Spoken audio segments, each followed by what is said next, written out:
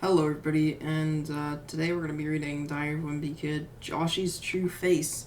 I don't really have much to say for the intro, and I'm kind of trying to think of stuff on the fly, but I can't, so let's just get straight into it. And this is kind of part of a series, not really though, but it's part of like a connected universe called the Yogurtverse, made by like this guy on Reddit. So if you want to check all that stuff out, there's a playlist, I think. So yeah, go check that out. And thank you for all the support and stuff. But yeah, let's just get straight into it. Saturday, I decided to invite Rowley to my house over the weekend since I hadn't spent much time with him during the past weeks. Truth is, we were all busy with graduating middle school, and during that time, me and Holly got a little closer and we forgot about Rowley. While we were spending time together, Rowley started hanging out with Colin, even though Colin started wearing a beanie in the colors of the Jamaican flag and smoking that grass stuff. So I was a little worried about Rowley.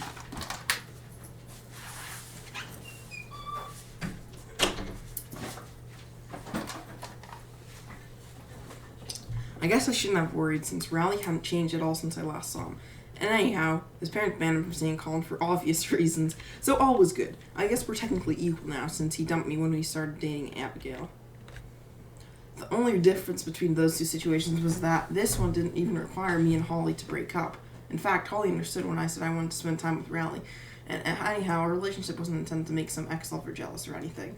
I told Rowley to bring some entertaining stuff for us to do, but he ended up bringing a book. Joshie, Ultimate Fan Book. Include puzzles, stickers, activities, and more. Nice cock, man. Sorry. As soon as I saw that, I claimed that I had something better, and went to look for those wacky sentences Mum bought last winter. But when I did find them, I discovered that Manny drew scissors all over them with a purple magic marker, and they were unreadable as a result. So we were stuck with Rowley's stupid Joshie book. If I was a 6-year-old girl, I would have never thought that book was the greatest thing ever. However, while I've been 6 years old and a girl on separate occasions, I've never been both at the same time, and I struggled to understand why Rowley saw in that book. I basically pretended to look interested as Rowley read me the answers he'd put for the "How well do you know your friend" quiz. Rowley, I don't like any of Joshie's songs. What's your favorite Joshie song? I put "Children of the World," am I right? Oh, I read that wrong, but whatever. Rowley just ignored all my comments and continued to read out his inaccurate portrayal of me. After about 5 minutes, I was starting to go a little nuts. Then I noticed a piece of paper lying on the ground. I'm pretty sure it fell out of Rowley's book because it was a redeemable code for a Joshie song. Hey kids, you're among the first to listen on a sample song from my upcoming album, Wisdom of Parents. Go to www.joshie, enter the following code now. Your code, HLSTNS666. I didn't read that right, but whatever. Don't forget to ask for your parents' permission before going online. I wasn't too interested in the redeemable code until I noticed that it featured the number of the beast. I'm not an expert on Joshie, but I'm pretty sure that given his target audience, he wouldn't show them such a thing. Anyway, I showed the paper to Rowley, but I think he was more interested in finding out what Joshie's new song was like. We went on to the Joshie's website, entered the code, and waited for them to email me a file for the song. And to be honest, I was expecting some lame pop. We ended up listening to some death metal song. Pretty sure the lyrics were in some foreign language since neither of us could understand anything in the song. What we didn't know was that this definitely wasn't a Joshie song, but some sort of elaborate prank. Rowley was so spooked by death metal song that he wanted to watch this really old kids show called Winks of Marvello Corner, which he brought. But I decided that one of Mom's romantic comedies would be a little more age appropriate. Relax, they're just kissing. I can't look. And then they're just going at it on the screen, just boom chicka bow, boom chicka bow. Anyway, I guess Rowley's a little upset that he and Abigail never shared a single kiss. But then again, me and Holly haven't either. Though I do hope to change this by the end of our junior year. Wait, he's in high school? Wait, is he in like his freshman year? Or is he in junior year? Or is he in the last year of his middle school? Or is he in 7th grade? I have no idea. Probably in 7th grade. Oh, wait, no, didn't the book say he was like 14 or something? He'd be in 8th grade. I don't know. Point is, let's just keep going. Hopefully Rowley will have moved on from moping about Abigail by then. Suddenly, I'm pretty sure that Roderick's behind the Joshie code, since we ended up getting a death metal song. So we showed him the slip and asked him if he was behind it. Joshie, who the hell is this Joshie punk? You really think I know anything about a children's singer? He's reading a Playboy with no shame. Wow, and he's just flooding Greg, and he's covering up. Okay, anyway, I'm not going to look too much into it. We told Roderick about the death metal and even got him to listen to it, but he couldn't recognize it and claimed that it was probably a recording of someone talking in their sleep or something. Yes, Roderick did have a point, because whatever the language that song was in, it certainly wasn't English. We need a linguist to help us, but there aren't that many of them in Plainview, and even less of them would be willing to help us two kids understand the meaning behind the song. And somehow, we ended up seeing Fragley. "Want to see if I could fit my foot in your mouths? Wriggle, wriggle." After convincing Fragley that we didn't want to taste his dirty foot, we got him to listen to the death metal. Unfortunately, his interpretation of the song was so weird that I don't even know what he meant. This is the cry of a saber-toothed tree badger. If you listen to the whole thing, you die within 24 hours. Fragley claimed the rally just spooked from that. Fragley claimed that he got spared since he only listened to the first minute, but I think he just read something off the internet and thought he was true. I tried to take what Fragley said with a grain of salt. Raleigh, on the other hand, didn't scream. I guess Raleigh thought that today was the last day of his life, because as soon as we left Fragley's, he ran home. With Raleigh gone, I decided to see if Holly could help me. Since Raleigh left all of his stuff at my house, I was able to show Holly where the slip came from. After listening to the recording, Holly came up with a question. "Are you sure this isn't a factory defect or something?" That was enough for us to buy another Joshie fan book to see if it featured the mystery recording. The guy in the store gave us a final look, but then again, he didn't know why we were buying a Joshie book. After we got the book, we scratched off the code and entered it on Joshie's website, and unfortunately, we ended up wasting another $20 to get the exact same weird music. Luckily, I then noticed Holly's computer had some audio editing software, and I uploaded the music onto it. When we did this, we ended up slowing it down and speeding up to see if it would make any sense, but it didn't work. Then I tried playing it backwards, and it all started making sense. F for your parents and F the law. Feel free to shut your gaping maw. Oh, Joshie has bars. From what I can understand, the song is about a guy who disobeys his parents and the police so that he can be cool and interesting. Quite the opposite of what Joshie tries to promote. However, the weirdest part of all this was probably the fact that we couldn't find out what the song was called or who wrote it. Me and Holly, that's pretty easy. You could just type in the lyrics. That's a cool trick to use whenever you don't know the name of a song. Type in the lyrics and you'll find it. Me and Holly don't know anything about this kind of music, and you couldn't find anything about that song, even though we looked up every single lyric in it. Then I decided that I could show it to Roderick, since he's an expert on heavy metal. So I waved goodbye to Holly, and I went home. On the way home, I saw Raleigh and his dad confronting Fragley. "So you think corrupting my son's mind is funny, young man?" "Nah, man, I was just goofing." When I got home, I made Roderick listen to the version of this song, and what he ended up telling me was so shocking. "Whoa, this sounds an awful lot like Bloody Rose." I had no idea what Roderick was talking about, so I looked up Bloody Rose. Turns out it's this Dutch heavy metal band consisting of 3 guys who get names I can't pronounce. Oh, it's Joshie and that Zeistical guy. I don't know what his name is, but he's I don't know, not important. From what I read, the band was active until about 10 years ago when one of the members died in a car crash after having done inappropriate things to several women. That turned dark very quickly. I don't know what Bloody Rose has to do with Joshie, but I did find out that Joshie released his first single a month after Bloody Rose's lead singer died. Sure, this could just be a coincidence, but I did find it really strange that Joshie hit a death metal song in a kid's book. After I discovered that, I searched Bloody Rose Joshie, but I only found articles about things that happened in the music industry during that particular year. By that point, I was on the verge of giving up until I found one of those websites devoted to hoaxes. Theory: Joop Vander Kjorp of Bloody Rose faked his death. He lives on as Joshie.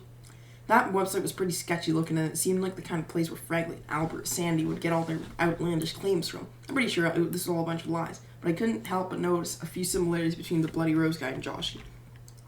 After I was done with that site, I searched for Joshie-related articles on various news websites and discovered that an alarming amount of them were related to Joshie, featuring inappropriate content in his songs. I personally don't think that fist punch and foot kick are that inappropriate for kids, but I think those lyrics appeared. I noticed that those lyrics appeared in all of his songs. Speaking of inappropriate lyrics, Bloody Rose had got to be the most foul-mouthed blimp.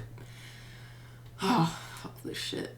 Most foul-mouthed bands that ever lived. I mean that there's at least 10 swears in each of their songs. Now stop effing around, because I'm chasing my dream. No, I'd love to hear you effing scream. Why do they make everything rhyme? It doesn't have to all rhyme. It's not like a rap song or anything. I guess it's hardly surprising that Roderick knows a lot more swear words than I do. I mean, if all heavy metal bands... Wait, 10, unique swears? 10 different swear words? I can't even think of that much. I can think of, 7 off the top of my head, but maybe 5. That 7's a bit much. But anyway, moving on.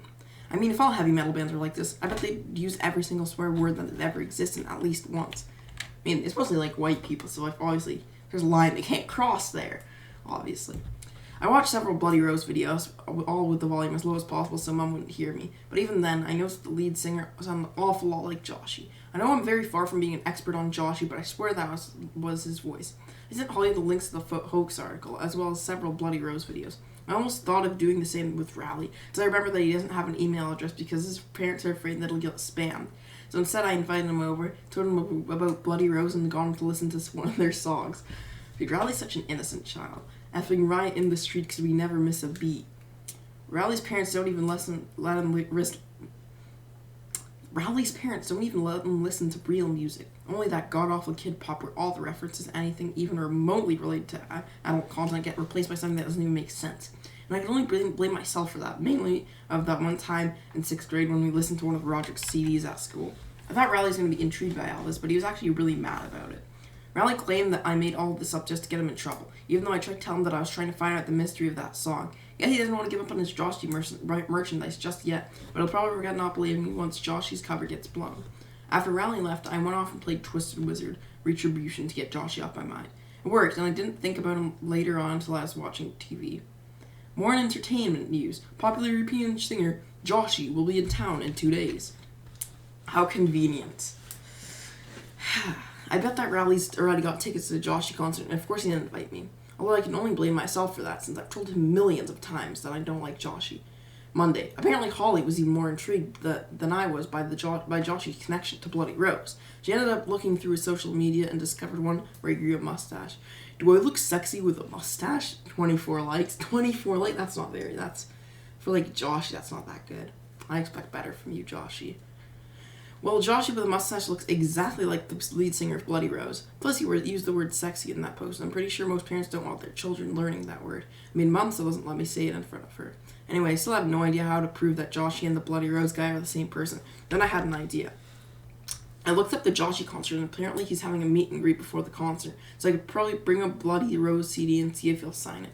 I was about to go downstairs and see that if Roderick had any Bloody Rose CDs when I noticed that Mom had left a note on the fridge. Tuesday, meet up with Linda and the association. We must protest against Joshie. I was a little surprised that Mom was protesting against Joshie since none of her sons listened to it. Myra noticed that she was teaming up with Rowley's mom to do so.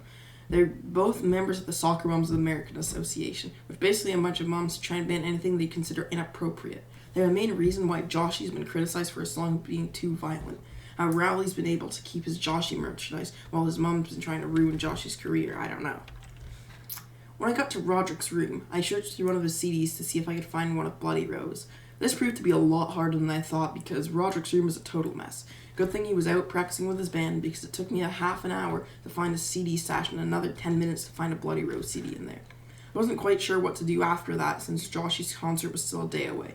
So I went over to Holly's to see if she found anything else about Joshie. As it turns out, Holly said she couldn't find the original source for the article about Bloody Rose's lead singer dying in a car crash. Apparently the only place where that was stated was on a free-to-edit site. I told Holly about my plan to show Joshie the CD from his previous life. To be honest, she wasn't quite as enthusiastic as I was. I mean, how else are we going to confirm this? Okay, but couldn't you do it in a more private venue? Well, I'm going to need a backstage pass for that. And those aren't cheap, plus my mom will be there. Alright, then I guess I'm okay with that. Oh, wait, what's your mom doing? I'm pretty sure Mrs. Hills is a member of the Soccer Moms of America Association because I only told Holly what my mom and Mr. Jefferson and Mrs. Jefferson. Wait, what? Because when I told Holly what my mom and Mrs. Jefferson were up to, she told me that they were overly controlling. I could only agree with her since Mom let me watch any movies rated PG-13 or above, even though I turned 13 a few years ago. Yeah, he's like 15. Probably, so he's in like his freshman year, maybe June, maybe sophomore. Yeah, probably sophomore. At least Holly's still on board with my plan. I mean, I'll give these soccer moms something serious to complain about. If they're that outraged by Joshie's violent lyrics, who knows how they'll react to discovering his past. I think now I know why Rowley was so mad at me when I showed him my plan. So I must have tried to get him off all of his Joshie stuff, and he's been hiding all of it from her. So I guess he's trying to avoid getting grounded. Tuesday, the Joshie meet and greet was around noon, but Holly told me that we should get there an hour early. She had a point because the line to meet him was super long. We waited in line for more than an hour, and I got bored really quickly. I swear if Holly wasn't there, I wouldn't survive this. To make matters worse, we spent most of our time waiting outside in the blazing heat, and I instantly regretted not bringing any form of shade. The last part of the line was indoors, but there was no air conditioning in the building, so it was hardly better. Clearly, Joshie has low standards or something. After what felt like a million years, we made it into the front of the line and got into Joshie. That was when I showed him the Bloody Rose CD and asked him if he knew anything about it. Joshie was trying to deny knowing anything about Bloody Rose, but it was pretty obvious that he was lying. I don't know who these guys were, but the blonde guy looks pretty handsome. Yes, Joshie got away from his crimes for so long by targeting kids so they don't know about Bloody Rose. When he asked him if we had anything we wanted to autograph, I showed him the redeemable code. Surprisingly, come up with the backstory for that too. Oh dear, it seems I was actually a code teaser for my upcoming song from Runny Nose. Wait, what? Runny Nose? He thought we were done, but just as we were about to leave, Joshie yelled at us. I bet you thought you could fuck up my life and ruin my career, huh? But I've got the last laugh here. Why would he? Well, he fumbled the bag there. Joshie then kicked away his chair, jumped on the nest, and started screaming various profanities at us. I'm not sure if he was trying to intimidate us or something, but he kept doing it until Mom arrived. If you didn't lay a finger on my son and his friend, I'll make you regret that you were even born, you poor excuse of a children's singer. Mom proceeded to lecture Joshie about how you can't solve anything with violence and that. Mom basically ended up giving Joshie the same type of lecture he used to give me and Roger back when we were kids. I'm not sure if we had the same effect if it had the same effect on a grown man as it would have on two kids, but it was enough for Joshie to go sulk in his tour bus. After that, security kicked us and Mom out security kicked us out and Mom offered to drive us home, though she did have one question for us. What exactly were you doing there anyway? I couldn't think of a lie that Mom would believe, and I ended up just telling her the truth.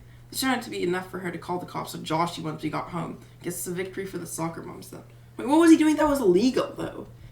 Like, is faking your death illegal? I don't know. Wednesday. Well, he never faked his death though. It said it was from an unreliable source. I don't know. I guess we'll find out. Wednesday. Joshie made it onto the front page of the newspaper today, bringing in an end to his decade-long escape. Daily Herald. Joshie revealed his former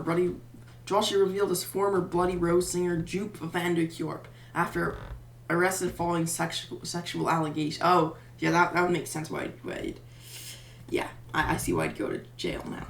After the Joshie incident, Mom's been trying to get us to stop listening to singers who don't know how to treat women properly. Apparently, she went through Roderick's CDs and got rid of all the ones that did singers who did stuff similar to what Joshie did. Still, I'd say Rowley was the most affected by the Joshie incident. His mom burned all of the Joshie merchandise after she found out who Joshie really was. Rowley's been down in the dumps since that happened, and to be honest, I've been feeling kind of bad for him. So much, in fact, that I gave him a CD I found in a box of free stuff on the street. STD, the very best. What? I don't know.